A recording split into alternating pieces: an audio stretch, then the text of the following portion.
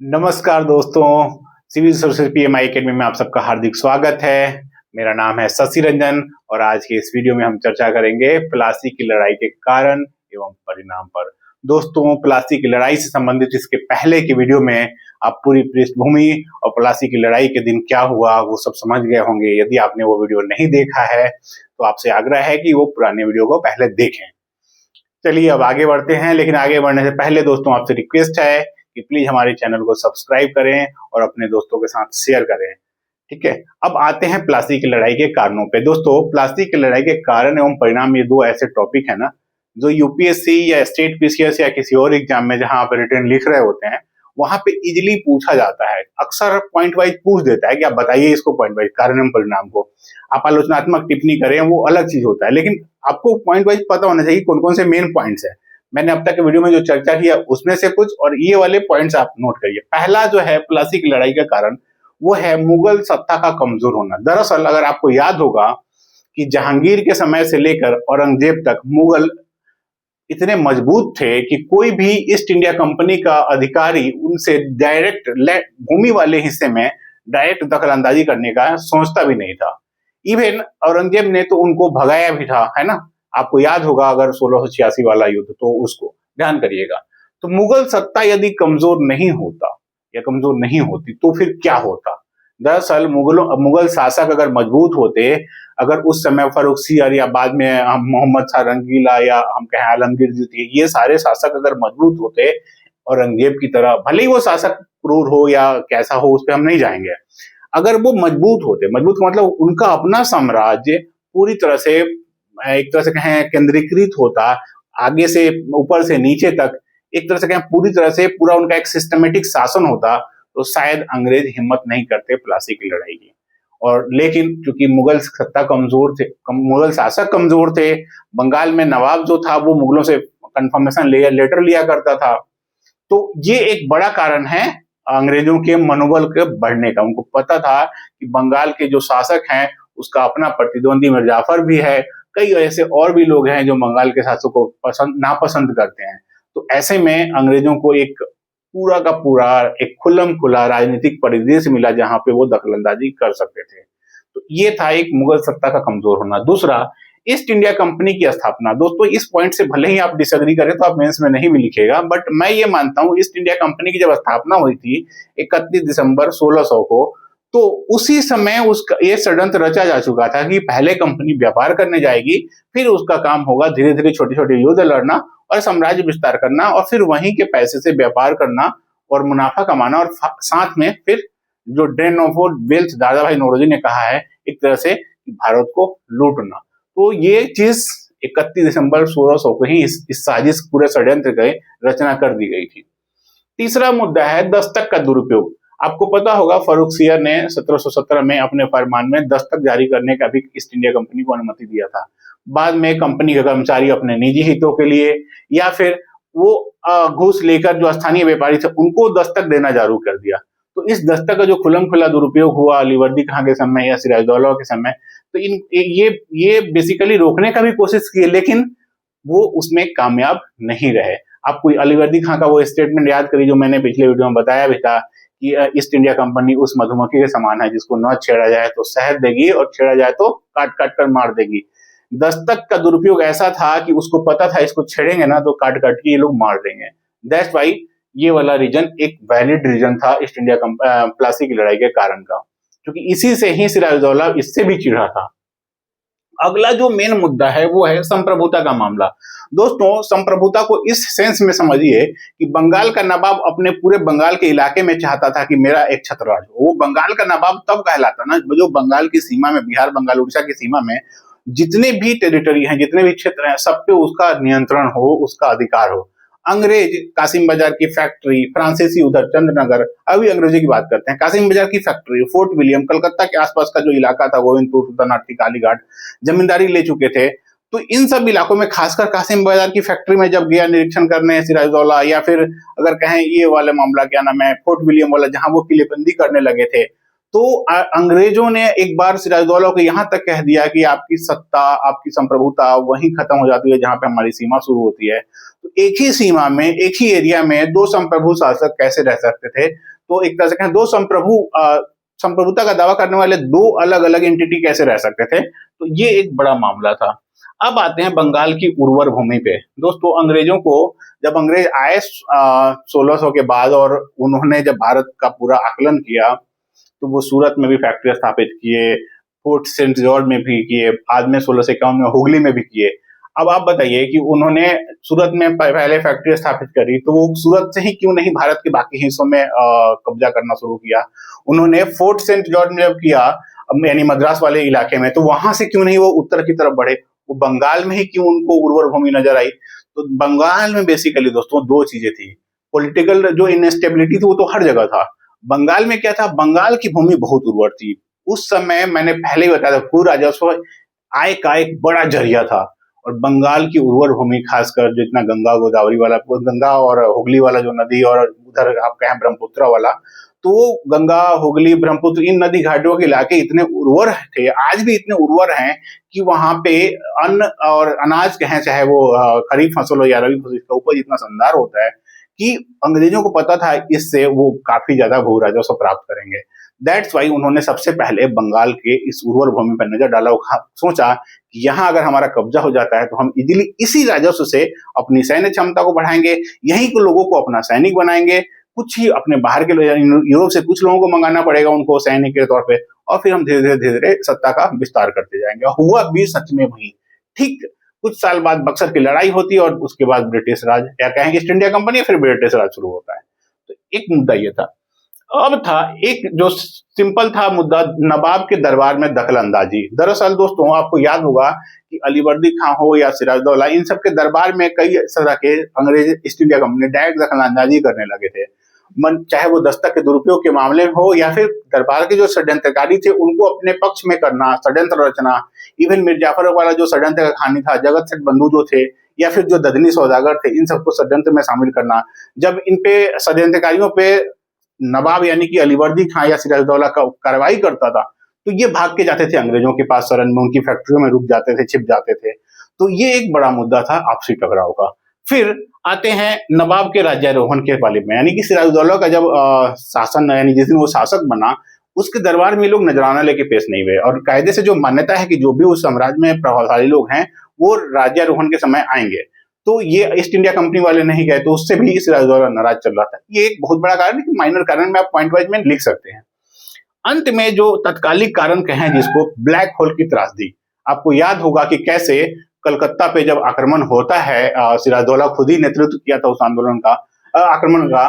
तो उस आक्रमण के बाद ब्लैक होल की त्रासदी, यानी जो वहां पे मानिकचंद के नेतृत्व में लोग, जो 146 बंदी रखे गए थे, तो उसमें से 23 जिंदा बचे, 123 मरे। और जेड हॉलवेल ने इस पूरी त्रासदी को ऐसे फैलाया, इस घटना को ऐसी तरह से जिक्र किया कि अंग्रेज एक तरह से उतावले हो गए। उन्होंने तो यही कहा कि हाँ, हम ये हमारे लिए बहुत बड़ा वैलिड रीजन है, भारतीयों ने हमारे साथ विश्वासघात किया है, हम उन पे हमला करेंगे, उन पे राज करेंगे। तो ये सारे कारण थे प्लासी के लड़ाई के। ठीक है। और दोस्तों, इसमें एक चीज आप ध्यान रखिएगा, यूपीएससी या स्टेट पीसीएस का जब कोई एग्जाम होता है तो कोई भी क्वेश्चन वो पूछता है तो शब्द सीमा का ध्यान रखिएगा। या तो 150 में या 250 वर्ड्स में सवाल पूछे जाते हैं, तो 100 या 150 या 250 शब्दों में आपको कैसे लिखना है इसको आप ध्यान रखिएगा। इतना विस्तार में जो मैं बताया हूँ उसमें से जो अच्छा लगे पॉइंट वाइज ये नोट करके और थोड़ा थोड़ा इसमें विस्तार कर दीजिएगा। केवल ये पॉइंट्स नहीं लिखिएगा। अगर आप केवल पॉइंट्स लिखेंगे तो एग्जामिनर समझेगा यार तुम कहना क्या चाह रहे हो, है ना। तो वो बात नहीं होनी चाहिए कि भाई कहना क्या चाह रहे हो। आप पॉइंट्स जरूर लिखें, साथ में कुछ वर्ड्स में उसको डिस्क्राइब करें, देखें कि कितने वर्ड्स का है, 150 का है, 250 का, उसी में आप शब्द सीमा का पालन करते हुए उस आंसर को लिखें। अब आते हैं प्लासी की लड़ाई के परिणाम पे। दोस्तों, मैं फिर से एक बार आग्रह करूंगा, प्लीज सब्सक्राइब करिएगा मेरे चैनल को, अच्छा लगे तो। परिणाम पे आते हैं, प्लासी की लड़ाई का क्या परिणाम हुआ। सबसे पहला परिणाम था कि बंगाल में जो बंगाल का नवाब था वो अब कठपुतली बन गया, कठपुतली शासक बन गया। और पूरे बंगाल में एक तरह से कहें अंग्रेजों का राजनीतिक, आर्थिक, सैन्य और सामाजिक, सांस्कृतिक सब जगहों पर उनका नियंत्रण धीरे धीरे होना शुरू हो गया। इसका परिणाम ये था, पहला परिणाम था बंगाल के शासक यानी बंगाल का जो शासक था वो कठपुतली नवाब बन गया। मीर जाफर, मीर कासिम सबका उदाहरण देखेंगे तो यही चीज आएगा। आगे की वीडियो में चर्चा करूंगा मीर जाफर के काल का और मीर कासिम के समय का। ठीक है। अब आते हैं उसके बाद जो शुरू हुआ प्लासी का लूट। प्लासी की जो लूट थी, इसको आप अगर दादा भाई नौरोजी का जो ड्रेन ऑफ वेल्थ थियरी है अगर नहीं पढ़े होंगे, जैसे मैंने बोला भी था एनसीईआरटी पढ़िएगा, अगर आप ड्रेन ऑफ वेल्थ पढ़े होंगे या फिर आप मॉडर्न इंडिया की कोई किताब पढ़ेंगे जैसे कि बीएल ग्रोवर की या फिर कहें बिपिन चंद्रा की, तो सब जगह ऑलमोस्ट वर्णन है ये चीज का, ड्रेन ऑफ वेल्थ का। तो ड्रेन ऑफ वेल्थ की वास्तविक शुरुआत होती है प्लासी की लूट से। दरअसल प्लासी की लड़ाई के बाद, मैं अगले वाले जब पीटी वाले फैक्ट में आपको आऊंगा ना, जब इसके बाद का वीडियो रहेगा मेंस का, फिर रहेगा पीटी वाला, तो पीटी वाले फैक्ट में मैं बताऊंगा कैसे प्लासी की लड़ाई के बाद अलग अलग तरीके से अंग्रेजों ने लाखों की लूट की। ये अब तक क्या करते थे, 3,000 रुपया वार्षिक कर देते थे, उसके बदले बंगाल बिहार उड़ीसा में व्यापार करते थे, सूरजमुख व्यापार करते थे। अब प्लासी की लड़ाई के बाद मीर जाफर ने लाखों की संपत्ति, इवन अपना वो जो व्यक्तिगत उसका बर्तन था सोना चांदी का, उसको वो भी बेचना पड़ा। तो कहते हैं कि प्लासी की लूट शुरू हुई। अभी मैं इसको लिखा भी दूंगा, थोड़ा बहुत देख लीजिएगा इस चीज को, इस वाले पे मैं आऊंगा इस परिणाम के बाद। उसके बाद अब एक जो परिणाम था, बंगाल का नवाब अपनी सुरक्षा के लिए ईस्ट इंडिया कंपनी पर निर्भर हो गया। कहा जाता है कि ईस्ट इंडिया कंपनी ने बंगाल के नवाब की सुरक्षा के लिए 5,000 सैनिक रखे थे। सोचिए वो नवाब कैसा जो अपनी सुरक्षा के लिए दूसरे पे निर्भर हो गया। बात किया था कठपुतली सरकार का, वो सही था। ये अपनी सरकार, ये पैसा कहां से आएगा इन सबका, सब नवाब को देना था भाई साहब को। इसके बाद बंगाल बिहार उड़ीसा का एक तरह से कहें पूरे सूबे की जो नियंत्रण था, वो धीरे धीरे ईस्ट इंडिया कंपनी के पास नियंत्रण आ गई। फिर आते हैं कि अगला एक परिणाम क्या है दोस्तों। एक परिणाम जो प्लासी की लड़ाई का था वो था विखंडित सत्ता के केंद्रों पर फिर से एकीकरण। मतलब आप इतिहास पे झांकिए एक बार, मौर्य काल के पहले के इतिहास को समझिए। आप जनपद महाजनपद वाला इतिहास पढ़े होंगे, छोटे छोटे हिस्सों में साम्राज्य, एक तरह से कहें छोटे छोटे साम्राज्य का या राज्य का उदय शुरू हुआ। फिर महाजनपद से मुगल साम्राज्य की स्थापना होती है। एक समय मुगल साम्राज्य का शासन साउथ से नॉर्थ कहें उधर दक्षिण में अरब सागर वाले पूरे पॉइंट से, तमिलनाडु वाले हिस्से से लेके नॉर्थ में आप कहें तो पूरे हिमालय तक, पूरब में कहें तो पूरा बंगाल और नॉर्थ ईस्ट के कुछ हिस्सों से लेके इधर अफगानिस्तान वाले इलाकों तक भारत का कब्जा था। तो ये था, आप पूरे मौर्य साम्राज्य की बाउंड्री को गूगल करिएगा। तो कुल मिलाकर मेरा कहना यह है कि मौर्य और गुप्ता के समय में जो एक केंद्रीकृत सरकार थी, वो सरकार फिर विखंडित हो गई गुप्तोत्तर काल में। और धीरे धीरे फिर जब इवन जब दिल्ली में दिल्ली सल्तनत का साल शासक हुआ, उस समय भी ये लोग पूरी तरह से एकीकृत भारत को नहीं कर पाए थे। उसके बाद इवन मुगल भी जब आए तो भारत को एकीकृत करने का प्रयास किया और काफी हद तक उन्होंने सफल भी रहे। एक सेंट्रलाइज गवर्नमेंट जब वहां पे हुआ मुगलों के समय में, खासकर औरंगजेब के समय में, तो औरंगजेब और अकबर के समय में कहा था, अकबर औरंगजेब जहांगीर इन सब के शासन काल में भारत जो है अपना एक पूरा साम्राज्य उनका ठीक ठाक था। नॉर्थ ईस्ट साउथ वेस्ट आप आकलन करिए कहाँ कहाँ था। लेकिन जैसे ही औरंगजेब का 1707 में औरंगजेब की मृत्यु होती है, उसके बाद सत्ता का धीरे धीरे विखंडन शुरू हो जाता है। छोटे छोटे रीजनल पावर्स अलग अलग जगह उभर के आते हैं। वो रीजनल पावर्स पहले भी थे लेकिन वो उतने मजबूत नहीं थे, उनपे मुगलों का प्रत्यक्ष नियंत्रण था जरूर, लेकिन धीरे धीरे जैसे मराठे आए, विजयनगर साम्राज्य भी बीच में रहा। तो इस तरह के कई सारे उदाहरण आपको मिलेंगे। फिर आप बंगाल का देखेंगे तो बंगाल के नवाब जो थे, एक तरह से भले ही वो कंफर्मेशन लेटर ले रखे थे मुगल सम्राट, जैसे कि मोहम्मद शाह रंगीला से लिया था इसने, अलीवर्दी खां ने, आलमगीर द्वितीय से इसने लिया था, सिराजदौला ने। तो कंफर्मेशन लेटर के लेने के बाद भी ये स्वतंत्र नवाब की तरह, स्वतंत्र सम्राट की तरह बिहेव करते थे। तो कुल मिला के अंग्रेजों ने जब प्लासी की लड़ाई करी, उसके बाद बक्सर, तो धीरे धीरे भारत का एकीकरण शुरू हुआ। जो विखंडित अलग अलग सत्ता के केंद्र थे उनको एक छत्र राज्य के तहत लाया गया। भले ही रियासत भी थे साथ में, लेकिन रियासत के साथ साथ सेंटर में कौन था, तो सेंटर में राज था ब्रिटिश राज, यानी कि ब्रिटिश शासक या सम्राट का या महारानी का ही शासन था 1857 के बाद। तो कुल मिला के, हालांकि जब अंग्रेज गए तो उन बेवकूफ छोड़िए, अंग्रेज जब गए तो उन लोगों ने भारत को आखिर विभाजित करके भी गया कि वो भारत को दो पार्ट में, टुकड़ों में बांट गए, भारत पाकिस्तान। बाद में पाकिस्तान का जो पूर्वी वाला हिस्सा था बांग्लादेश, वो भी अलग हो गया। तो अब कहें तो एक पूरा जो हिस्सा था बांग्लादेश, भारत का और पाकिस्तान का, ये पूरा एक था एक समय। और अंग्रेज कोई काम नहीं कर पाए तो वो था अफगान वाला। अफगान जब एक समय में मुगलों का, मौर्य साम्राज्य में अफगान हमारा हिस्सा था हमारे देश का। आज भी आप पढ़ेंगे कि मुगल सम्राट का एक शिलालेख कहाँ पाया गया, गूगल में सर्च करिएगा गंधार वगैरह का, तो आपको जिक्र आएगा, बमियान का, बुद्धा के टाइम में आएगा। तो वो वाला हिस्सा भी भारत का एक हिस्सा हुआ करता था। हम जब अखंड भारत की बात करते हैं तो उसमें भी आएगा कि अखंड भारत में कौन कौन सा हिस्सा है। कभी गूगल सर्च के अखंड भारत का हिस्सा देखिएगा कि अखंड भारत में कौन कौन से हिस्से हैं। तो अंग्रेज अभी वो काम करके गए, कुछ एकीकृत किए, कुछ काम अभी भी रह गया है, देखते हैं आगे क्या होता है, उस पर नहीं जाएंगे। अब आते हैं दोस्तों, एक जो चीज था मध्य युग से आधुनिक युग में प्रवेश। आपको पता होगा पूरा जो मध्यकाल था, इवन मैं साधारण तौर पे कहूँ तो दिल्ली सल्तनत से लेके मुगल काल तक, तो ये पूरा पीरियड ना एक अजीब तरह का शासन था इसमें। और अब जब ब्रिटिश राज की स्थापना हुई थी, इन्होंने एक सेंट्रलाइज शासन स्थापित किया और साथ में कई सारे सिविल लॉ बनाए, क्रिमिनल लॉ बनाए। आपको मैकाले का कानून याद होगा। इन्होंने भारत में जो विभाजन था, धर्म के साथ साथ जाति में विभाजन था, सबको एक छत्र में, एक कानून के दायरे में लाया। तो ये एक इनका बहुत बड़ा योगदान भी था। खासकर रॉबर्ट क्लाइव अगर शायद प्लासी की लड़ाई नहीं लड़ा होता तो शायद ये परिणाम हमें नहीं देखने को मिलते, हम शायद विखंडित होते। और हो सकता है भारत में कोई और फिर से कोई चाणक्य आता, कोई और सरदार पटेल टाइप का कोई व्यक्ति बाद में आता जो एकीकृत करता। सरदार पटेल ने एकीकृत किसको किया? जिसको अंग्रेजों ने संगठित किया, बाद में उन राज्यों को, उन रियासतों को एकीकृत किया था, है ना। चलिए, तो ये थे कुल परिणाम।